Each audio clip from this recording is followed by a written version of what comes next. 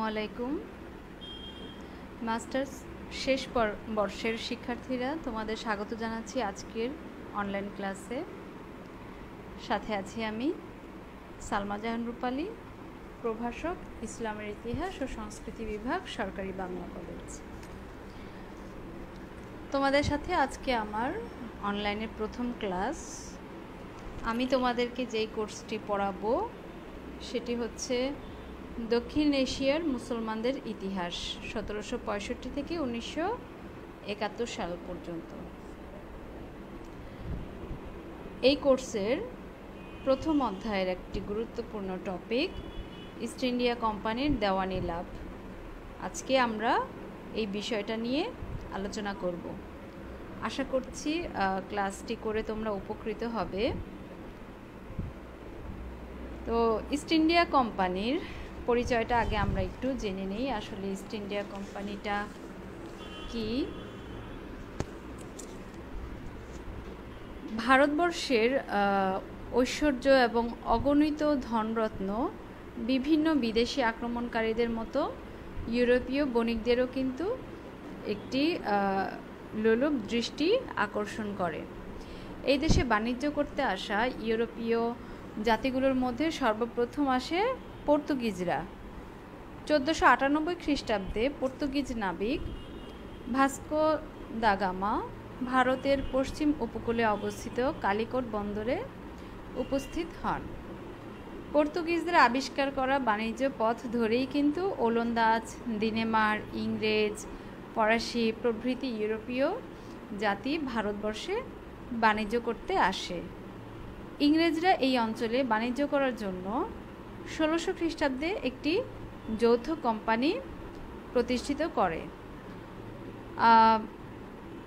এই ইংরেজরা এইটার নাম দেয় যে the governor and company of merchants of London trading into the east India company, বা সংক্ষেপে এটা ইস্ট ইন্ডিয়া কোম্পানি নামে পরিচিত। 1608 খ্রিস্টাব্দে ক্যাপ্টেন হকিন্স এই কোম্পানির প্রতিনিধি হিসেবে ইংল্যান্ডের রাজা প্রথম জেমসের চিঠি নিয়ে মুঘল সম্রাট জাহাঙ্গীরের দরবারে আসেন। 1612 খ্রিস্টাব্দে কোম্পানিটি সুরাটে প্রথম বাণিজ্য কুঠি স্থাপন করে। 1717 খ্রিস্টাব্দে তারা মাত্র 3000 টাকার বিনিময়ে পুরো বাংলায় বিনা শুল্কে বাণিজ্য করার জন্য মুঘল সম্রাট ফররুখ শিয়রের ফরমান লাভ করে, মানে আদেশ প্রাপ্ত হয়।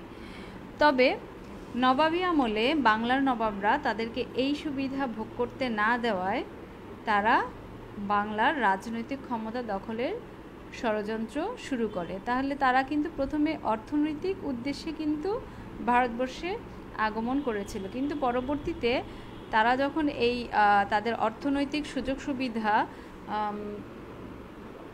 অতিরিক্ত লাভে ভোগ করতে পারছিল না, তখন কি করলো, তারা বাংলার যে রাজনৈতিক ক্ষমতা সেইখানে প্রবেশ করার শুরু করলো এবং তাদের এই ষড়যন্ত্রের ফলেই কিন্তু বাংলার শেষ নবাব সিরাজউদ্দৌলা 1757 সালে পলাশীর যুদ্ধে পরাজিত হন। এর ফলেই বাংলা তথা পুরো উপমহাদেশেই ইংরেজদের আধিপত্য প্রতিষ্ঠিত হয়।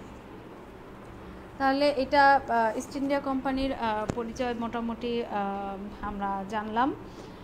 দেওয়ানি কি আসলে? এই যে দেওয়ানটা আসলে কি? দেওয়ানি মূলত এই শব্দটা হচ্ছে, এটি একটি প্রশাসনিক শব্দ যার অর্থ হচ্ছে রেভিনিউ মিনিস্টার বা রেভিনিউ অ্যাডমিনিস্ট্রেশন, যেটা মূলত রাজস্ব সংক্রান্ত কার্যাবলী আর কি। তো এই দেওয়ানি কিন্তু সর্বপ্রথম ইসলামে চালু হয়। ইসলামের দ্বিতীয় খলিফা হজরত ওমর রাদিয়াল্লাহু তাআলা আনহু কিন্তু এই দেওয়ানি সর্বপ্রথম চালু করেন। মূলত বাণিজ্য, ভূমি শাসন, রাজস্ব, অর্থনৈতিক প্রশাসনের উত্তরাধিকারী এবং দেশি বিদেশি বাণিজ্য করতে আসা বিভিন্ন বণিক শ্রেণীর কর নির্ধারণ করাই ছিল এই দেওয়ানের কাজ। ঠিক আছে?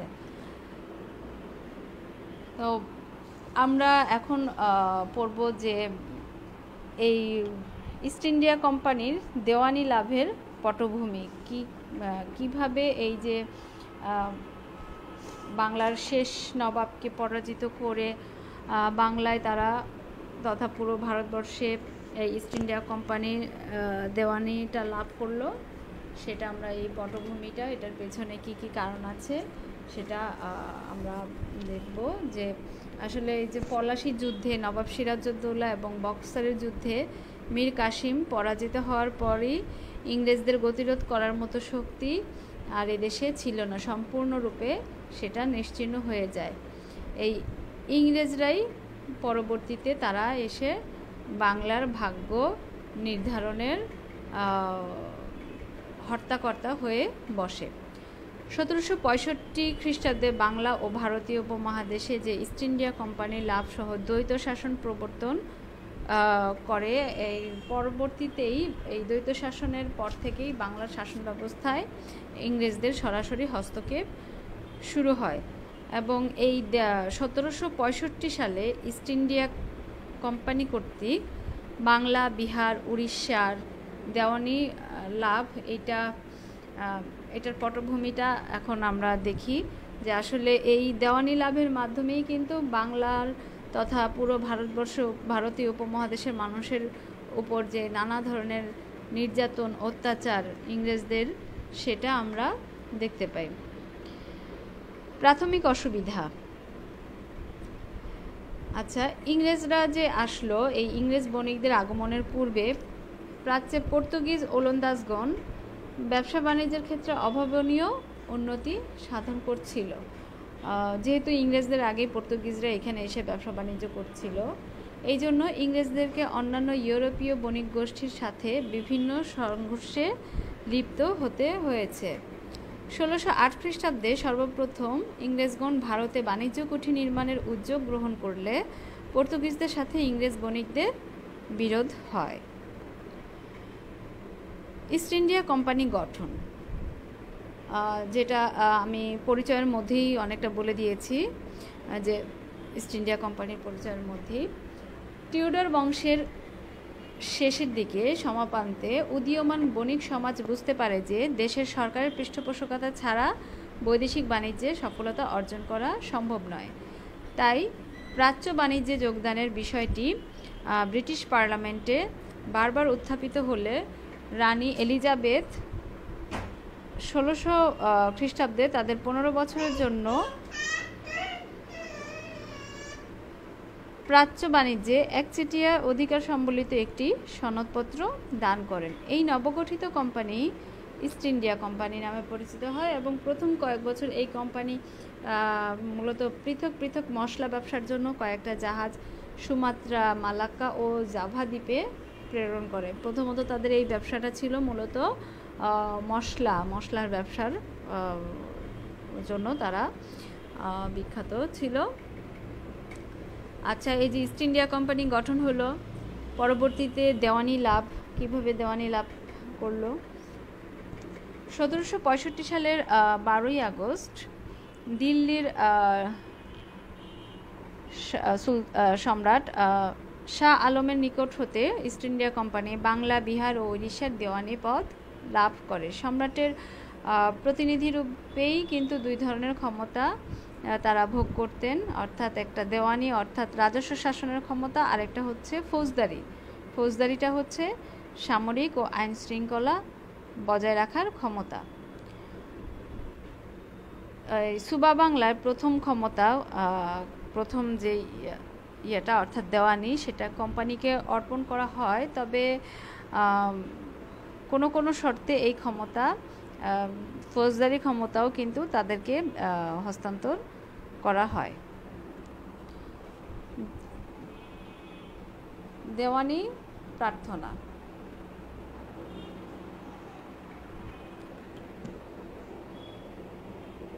পলাশী যুদ্ধের পর থেকে সম্রাট সুবা বাংলা থেকে নিয়মিত রাজস্ব পেতেন না। তখন থেকে নামে না হলেও কাজকর্মে কোম্পানি ছিল মূলত দেশের অধিকর্তা।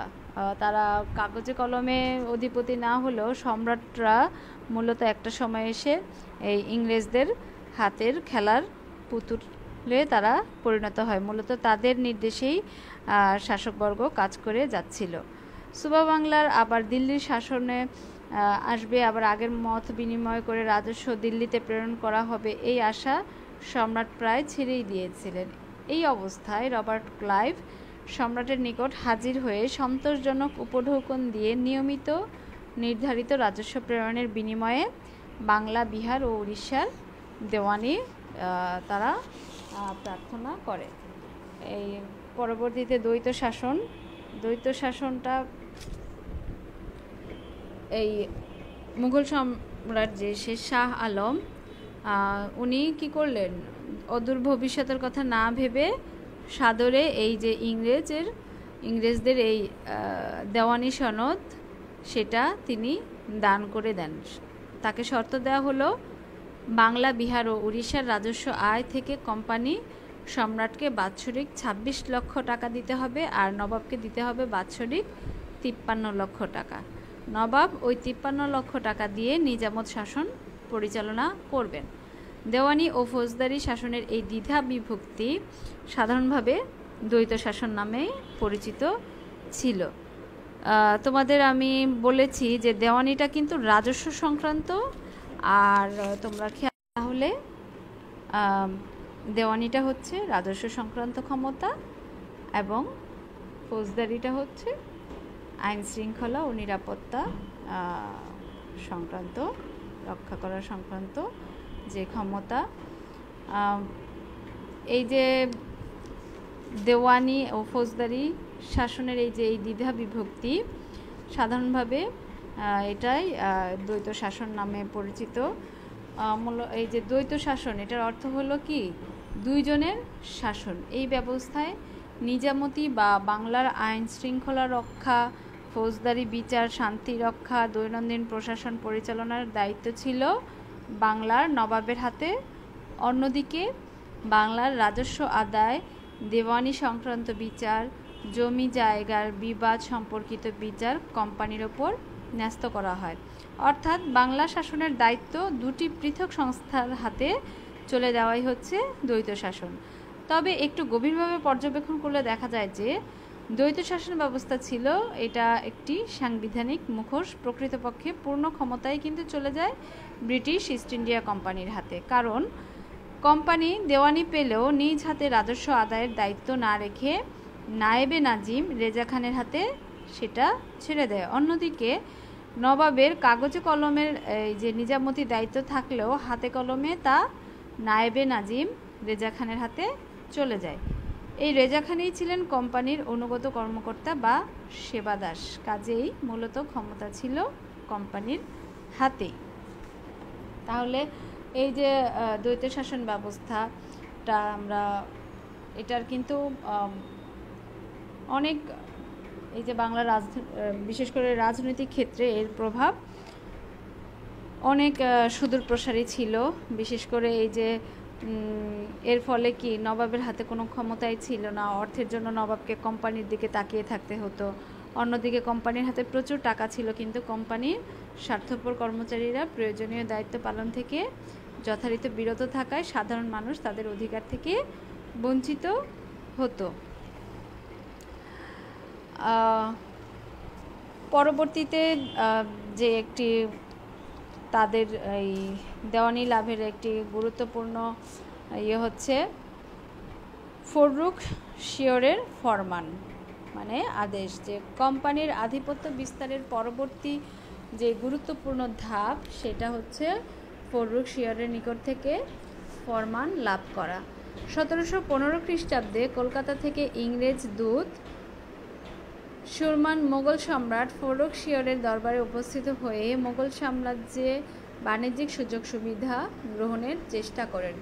মাত্র 3000 টাকা খাজনা প্রদানের অঙ্গীকারে তাদেরকে বিনা শুল্কে বাণিজ্য করার সুযোগ প্রদান করা হয়। তাছাড়া পরবর্তী অঞ্চল ইজারা গ্রহণের অধিকারও তারা লাভ করে।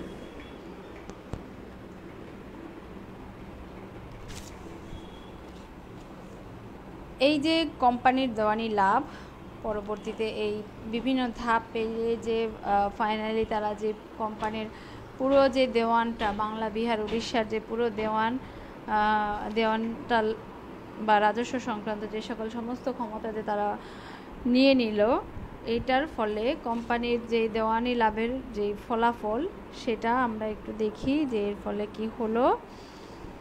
একটু আগেই দ্বৈত শাসন পড়ানোর সময় আমি তোমাদেরকে রেজা খান সম্পর্কে একটু বলেছিলাম যে রেজা খানের নায়েবে দেওয়ান নিযুক্ত। দ্বৈত শাসন ব্যবস্থার ফলেই এর মাধ্যমে কি এই যে নাজিম রেজা খান কোম্পানি দেওয়ান পেলেও নিজ হাতে তারা রাজস্ব আদায়ের দায়িত্ব না রেখে নায়েবে নাজিম রেজা খানের হাতে দিয়ে দেয়।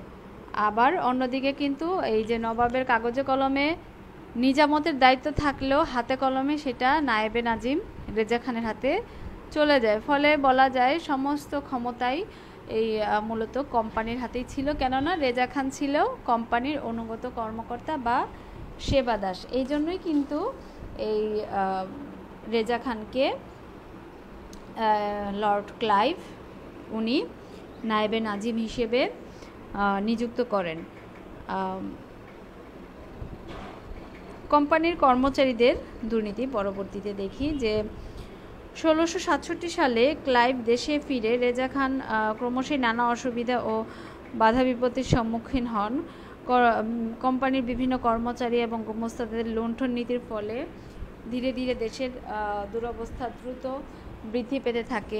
দেশের অর্থনৈতিক অবস্থা, এই যে সাধারণ জনগণ তারা কি কোনো প্রকারের তারা তাদের যেই সাধারণ অধিকার সেগুলো থেকে তারা বঞ্চিত হচ্ছিল, এবং যেহেতু দ্বৈত শাসন ব্যবস্থা অনুযায়ী কোম্পানির কোনো দায়িত্ব ছিল না, কোম্পানি দুর্নীতিপরায়ণ যে কর্মচারীদের দায়িত্বহীনতার কারণে প্রশাসন সম্পূর্ণভাবে মুখ থুবড়ে পড়েছিল। নবাবের বার্ষিক বৃত্তি হ্রাস, এখানে যেই নবাবকে যেই বার্ষিক যে নির্ধারিত বৃত্তি প্রাপ্তি দেওয়া হতো ইংরেজদের কাছ থেকে দেওয়ানি হস্তান্তর করার ফলে এই দেশের প্রশাসনের ব্যবস্থার উপর যেটা বিরূপ প্রভাব পড়ে তার মধ্যে একটা অন্যতম হচ্ছে যে নবাব যে বার্ষিক নির্ধারিত যে বৃত্তিটা দেওয়ার কথা ছিল সেটা ধীরে ধীরে কমে আসছিল। দেওয়ানি হস্তান্তরের সিদ্ধান্ত হয় যে প্রতি বছর অনাদায়ী রাজস্ব থেকে দিল্লির সম্রাট এবং বাংলার নবাব বার্ষিক নির্ধারিত বৃত্তি পাবেন, আর অবশিষ্ট টাকা ইংরেজদের হাত অধিকারে চলে যাবে। ফলে এর মাধ্যমে এই একটি যে বিপুল পরিমাণ যে অর্থ আসতো সেটা কালক্রমে ধীরে ধীরে হ্রাস পেতে থাকে। সম্পদের ক্রমশ হ্রাসও আমরা দেখি, যেহেতু এই যে দ্বৈত শাসনের ফলে রাজনৈতিক ও পরোক্ষভাবে প্রশাসনিক ক্ষমতা লাভের সাথে সাথে এই কোম্পানির যে কর্মচারীদের অবৈধ ব্যবসা বাণিজ্য ব্যাপকভাবে প্রসার লাভ করে এবং একই সাথে এই দুর্নীতি বৃদ্ধি পায়, এবং এই যে দুর্নীতি বৃদ্ধি পাওয়ার ফলে এই বৈদেশিক নিরাপত্তা ও অভ্যন্তরীণ শান্তি শৃঙ্খলার জন্য নবাবকে সবসময় কিন্তু কোম্পানির উপর নির্ভরশীল করে রাখা হতো। নবাবের যেই রাজকোষের যে অর্থ বা তার যে একটা নিয়মিত যেই বার্ষিক আয় ছিল, ইস্ট ইন্ডিয়া কোম্পানির দেওয়ানি লাভের পর নবাবের সেই ক্ষমতাটাও চলে যায়, সাথে সাথে তার যেই অর্থনৈতিক অর্থের আয়ের যে উৎসটা সেটাও আস্তে আস্তে তাদের সেই পথটা তাদের ধীরে ধীরে সেটা বন্ধ হয়ে যায়। দেওয়ানি লাভের পর কোম্পানি বাংলা, বিহার ও উড়িষ্যার রাজস্ব সরাসরি আদায় করার ক্ষমতা অর্জন করে। তাছাড়া যেহেতু যদিও নবাব রেজা খান নিজামতের দায়িত্ব লাভ করলেও তিনি কিন্তু সবসময় কোম্পানির নির্দেশ ছাড়া কোনো কাজ করতেন না। তাছাড়া উনি রাজস্ব আদায়ের ব্যাপারে তৎপরতা দেখালেও আইন শৃঙ্খলায় চরম অবহেলা উনি প্রদর্শন করেন। ফলে কি হয়, দেশে চুরি, ডাকাতি, ছিনতাই এগুলো বৃদ্ধি পাচ্ছিল, জনজীবনে চরম অরাজকতা ও নিরাপত্তাহীনতা এই দেখা দেয়। হ্যাঁ, আর এই যে সম্পদ বা পুরো অর্থনৈতিক উপর প্রভাব এই দেওয়ানি লাভের পরে, ইস্ট ইন্ডিয়া কোম্পানির দেওয়ানি লাভ এবং দ্বৈত শাসনের নির্মম বলি হয়ে কিন্তু এদেশের অর্থনৈতিক ব্যবস্থা মুখ থুবড়ে পড়ে। রাজস্ব আদায়ের ব্যাপারে নায়েব সুবেদারদের উৎপীড়ন এবং অত্যাচারে এত ভয়াবহ পরিস্থিতি সৃষ্টি করে, আসলে এটা সাধারণ মানুষের জন্য জীবন ধারণ করা অনেকটা অসহনীয় হয়ে পড়ে। পলাশী যুদ্ধের পর থেকে দেশের সম্পদ ধীরে ধীরে কমতে থাকে, অথচ রাজস্বের হার প্রতি বছর বৃদ্ধি পেতে থাকে। আলীবর্দী খানের আমলে পূর্ণিয়া জেলার বাৎসরিক রাজস্ব যেখানে 4 লক্ষ টাকা ছিল, সেখানে 1769 খ্রিস্টাব্দে সেটা বৃদ্ধি পেয়ে 25 লক্ষ টাকায় উন্নীত হয়। দিনাজপুর জেলার রাজস্ব 12 লক্ষ টাকা থেকে বৃদ্ধি পেয়ে 17 লক্ষ টাকায় উন্নীত হয়। একদিকে দেশের সম্পদ কিন্তু কমছে, কিন্তু রাজস্বের হার কিন্তু বৃদ্ধি পাচ্ছে। সম্পদ নাই কিন্তু রাজস্বের হার বৃদ্ধি পাচ্ছে। এইভাবে যে জোর জবরদস্তি করে যে রাজস্ব আদায় এবং অত্যাচার উৎপীড়ন বাংলার মানুষের জীবনে চরম অর্থনৈতিক বিপর্যয় সৃষ্টি করে এবং পরবর্তীতে এই পুরো এই দেওয়ানি লাভের এই বা দ্বৈত শাসন ব্যবস্থার ফলে একটা বাংলার ইতিহাসে একটি কালোজয়ী অধ্যায়, একটা এই যে 1770 সালের দুর্ভিক্ষ, এটা ছিল দ্বৈত শাসন ব্যবস্থার একেবারে প্রত্যক্ষ একটি নেগেটিভ প্রভাব। এই 76-এর মন্বন্তর, বা যেহেতু বাংলায় 1176 সালে এটা হয়, এটাকে 76 সালের মন্বন্তরও বলা হয় এবং ইংরেজি এই যে 1770 সালে এই দুর্ভিক্ষটা দেখা দেয়। এই দ্বৈত শাসন ব্যবস্থার মূলত নেতিবাচক প্রভাব বাংলার তাঁত শিল্পের ওপরও কিন্তু পরে। ওই সময় তৎকালীন সময়ে বাংলায় যে তাঁত শিল্প, এটা কিন্তু জগৎ বিখ্যাত ছিল। যে কোম্পানির কর্মচারীদের গোমস্তা এবং পেয়াদারা যে কর্মচারীদের নির্যাতনের ফলে বাংলার তাঁতিরা কোম্পানির কর্মচারীদের কাছে কম মূল্যে কাপড় বিক্রি করতে বাধ্য হয়। অত্যাচার এবং নির্যাতনের কারণে ক্রমান্বয়ে তাঁত শিল্প ধ্বংস হয় এবং এই যে লর্ড ক্লাইভ প্রবর্তিত দ্বৈত শাসন, এর ফলে এবং প্রাকৃতিক কারণে বাংলায় মহাদুর্ভিক্ষ বা 76-এর মন্বন্তর সৃষ্টি হয়েছিল। লক্ষ লক্ষ লোক দুর্ভিক্ষ ও মহামারীতে মৃত্যুবরণ করেছিল। ঐতিহাসিক আর.সি. মজুমদারের মতে, এদেশে যখন নানা অত্যাচার উৎপীড়ন দুর্নীতি ও হতাশা জর্জরিত, তখন 1770 খ্রিস্টাব্দে বা বাংলায় 1176 সাল ছিল, বাংলায় একটি মারাত্মক দুর্ভিক্ষ ঘটেছিল বলে একে 76-এর মন্বন্তর নামে ইতিহাসে আখ্যায়িত করা হয়। ডব্লিউ হান্টারের মতে, ইস্ট ইন্ডিয়া কোম্পানির কর্মচারীদের দুর্নীতির কারণে দুর্ভিক্ষের প্রকোপ বৃদ্ধিপ্রাপ্ত হয়েছিল। মোট কথা, এই যে লর্ড ক্লাইভের দ্বৈত শাসন ইংরেজ স্বার্থের অনুকূলে হলেও ভারতবর্ষের মানুষের দুঃখ দুর্দশা বহুগুণে বাড়িয়ে দিয়েছিল। তাহলে এই দেওয়ানি লাভের এই দ্বৈত শাসন ব্যবস্থার একটি কালোজয়ী যে একটি নেগেটিভ বাংলার ইতিহাসে এই 76-এর মন্বন্তর, এটা খুবই একটি দুঃখজনক ঘটনা ছিল বাংলার জনগণের জন্য তৎকালীন সময়ে। দেওয়ান পরবর্তীতে যে দেওয়ানের পদ বিলুপ্তি বা কালেক্টর নিয়োগ, এখানে হচ্ছে যে 1772 সালে লর্ড ওয়ারেন হেস্টিংস সরাসরি কোম্পানির পক্ষে দেওয়ানের সকল দায়িত্বভার গ্রহণ করেন। বাংলার নবাবকে শাসনের দায়িত্ব থেকে পুরোপুরি অব্যাহতি দিয়ে দেওয়া হয় এবং তার বাৎসরিক ভাতা 32 লক্ষ মুদ্রা কমিয়ে 16 লক্ষ মুদ্রা করা হয়। আর ওয়ারেন হেস্টিংস বিজয় খান ও সীতার রায়কে পদচ্যুত করে দেওয়ান পদোদয় বিলুপ্ত করে, ফলে প্রত্যেক জেলায় ইংরেজ কালেক্টর নিযুক্ত করে জনগণের কাছ থেকে বেশি বেশি করে রাজস্ব আদায়ের ব্যবস্থা মজবুত করা হয়। প্রশাসনের উপর প্রভাব, এটা প্রশাসনের উপর দেওয়ানি লাভটা একটি গুরুত্বপূর্ণ প্রভাব রেখেছে। এর মাধ্যমে রাজস্ব এই প্রতি বছর যে অনাদায়ী রাজস্ব থেকে দিল্লির সম্রাট এবং বাংলার নবাব যে বার্ষিক নির্ধারিত বৃত্তি পাবেন, এর একটা দেওয়ানের যে হস্তান্তরের সিদ্ধান্ত হয় সে অনুযায়ী, আর অবশিষ্ট যে টাকা সেটা ইংরেজদের অধিকারে চলে যাবে। তাছাড়া 1765 সালে লর্ড ক্লাইভ দ্বিতীয়বার বাংলার গভর্নর হয়ে আসার পরপরই দিল্লির সম্রাটের কাছ থেকে পূর্বোক্ত দেওয়ানের যে সনদ সেটা লাভ করেন। এতে করে প্রশাসনের ক্ষেত্রে আমূল পরিবর্তন দেখা দেয়। বাংলা বিহারের জন্য এই যে রেজা খান ও শ্বেতা রায় নামের দুই ব্যক্তিকে নায়েবে নাজিব নিযুক্ত করা হয়। তাদের কাজ ছিল রাজস্ব আদায় ও কোম্পানির স্বার্থ দেখাশোনা করা। তাছাড়া এই যে প্রশাসনিক দেওয়ানের এই কালো হাতে লর্ড ক্লাইভের পরবর্তী দুজন গভর্নরের সময় বাংলার প্রজাদের উপর অনেক প্রভাব পড়ে, কারণ প্রতিটি সরকারের সাথে দেওয়ানির সম্পর্ক বর্তমান। এই সময়ে কোম্পানির কর্মচারী, বণিক ও নীলকরদের অত্যাচারে বাংলার জনগণ অতিষ্ঠ হয়ে ওঠে। তাহলে এই যে 1765 সালে ব্রিটিশ ইস্ট ইন্ডিয়া কোম্পানির নিকট হতে দেওয়ানি হস্তান্তরের ফলে আসলে বাংলার মানুষের ভাগ্যাকাশে কালো মেঘে ছেয়ে যায়। এটা এই 1765 থেকে 1772 সাল পর্যন্ত দ্বৈত শাসন ব্যবস্থা ছিল সম্পূর্ণ পরীক্ষামূলক, যার ব্যর্থতা ছিল অবশ্যম্ভাবী।